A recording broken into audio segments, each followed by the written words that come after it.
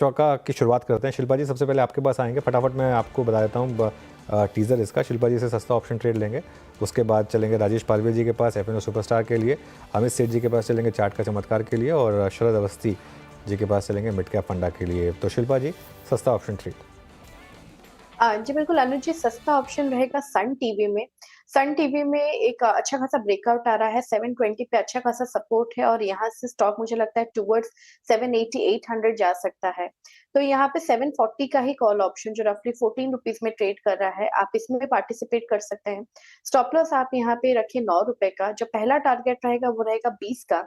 इसके ऊपर सस्टेन करता है तो टुवर्ड्स 25 से 28 भी आप एक्सपेक्ट कर सकते हैं। सन टीवी 740 का कॉल लेने की सलाह। ये फिलहाल एक बाय साइड का ट्रेड 13 रुपये 90 पैसे पर है। यहाँ पर एक मौका तेजी का बन रहा है। पालविया जी बताइए, एफनो सुपरस्टार। वर्षा जी, रियल एस्टेट में ओबेरॉय रियल्टी पे ही बाय करने की सलाह है। स्टॉक में एक कंटिन्यूटी बनी हुई है अप ट्रेंड के, और स्टॉक अपने ऑल टाइम हाई ट्रेजेक्टरी पे ही ट्रेड करते हुए दिख रहा है। जिस तरीके का आज मोमेंटम बना है, हमें लगता है ये स्टॉक के टारगेट नेक्स्ट 2310 की तरफ बनते हुए दिख सकते हैं। तो यहाँ पे ओबेरॉय रियल्टी पे बाय करने की सलाह है। डाउन साइड में स्टॉप लॉस रखेंगे करीब 2238 के आसपास। Okay, Oberoi realty top gainer को आज क्या फिर पिक करते हुए इस लेवल पे भी इस वक्त कन्विक्शन काफ़ी स्ट्रॉन्ग है आपका। अमित सेठ जी के पास चलते हैं चार का चमत्कार पिक करने के लिए। अमित, क्या पिक कर रहे हैं आप?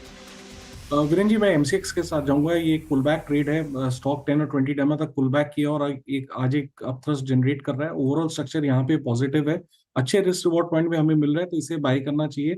6600 का स्टॉप लॉस रहेगा और टारगेट्स रहेंगे 6900 के।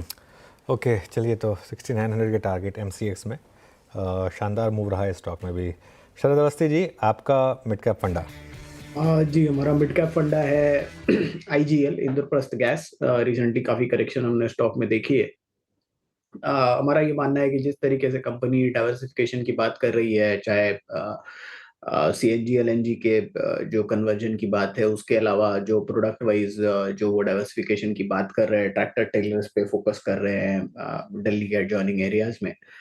तो वहां से जो उनको इलेक्ट्रिक से नुकसान हो रहा है, वो लगभग ज्यादातर वो फैक्टर इन कर लेंगे। प्लस प्राइस से जो एपीएम गैस नहीं मिलने की वजह से जो चैलेंजेस हैं वो शॉर्ट टर्म है।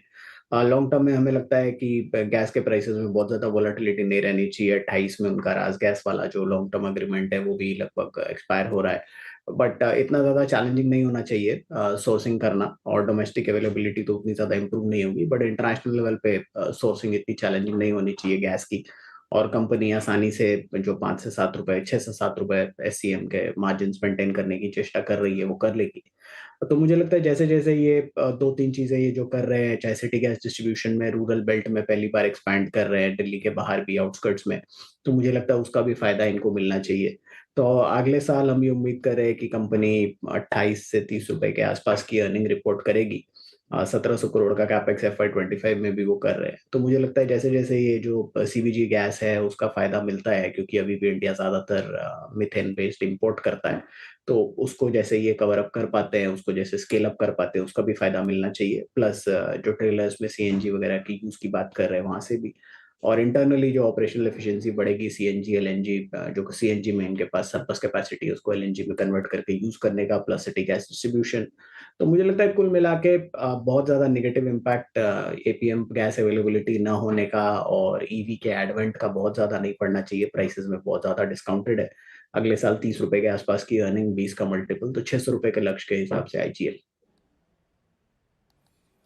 ओके, आईजीएल 394 पे आपका बाय कॉल है। एक बार फिर से मैं आपका स्क्रीन पे कम रखता हूँ उन सभी स्टॉक्स का जो कि आचार का चौका में शामिल किए गए। शिल्पा राव जी ने आज सस्ता ऑप्शन पिक किया। सन टीवी की कॉल 740 पर पॉसिबल टारगेट ऑफ 2025 9 का स्टॉप लॉस। उसके बाद एफएनओ सुपरस्टार राजेश पालवे जी ने पिक किया।